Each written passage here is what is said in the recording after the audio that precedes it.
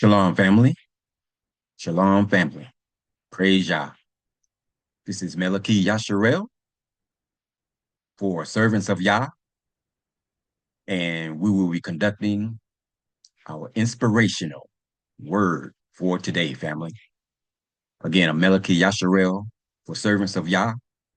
We will be conducting our inspirational word for today. I pray, family, that this word that I present today is edifying and that it touches someone in a way where they need to be touched today, family. So again, this is Deuteronomy chapter 6, verses 4 to 9, which is called the Shema. And the Shema actually means to hear, obey, or to take action. Again, the Shema means to hear, to obey, or to take action. Our inspirational word for today, Deuteronomy chapter 6, verses 4 to 9. Family, please follow along behind me. Let's get started. Verse number 4.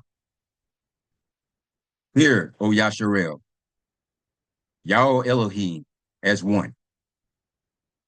You shall love Yah Elohim with all your heart and with all your soul and with all your might. Verse 6. And these words which I command you today shall be in your heart. Verse 7. You shall teach them diligently to your children and shall talk of them when you sit in your house, when you walk by the way, when you lie down, and when you rise up. Verse 8, family. You shall bind them as a sign on your hand, and they shall be as frontlets between your eyes. Verse 9, family. And you shall write them on the doorposts of your house and on your gates. I'm going to start again with chapter 6, verse 7. I'm going to reiterate. Teach them diligently to your children and speak of them when you sit in your house, when you walk by the way, when you lie down, and when you rise up. That is Deuteronomy chapter 6, family, verses 4 to 9. Masha and I, we say the Shema every morning before we begin our day, family. Pray that this word today has been edifying and that it touches someone in a way where it needs to be touched. Again, the Shema means to obey, to hear, or to take action.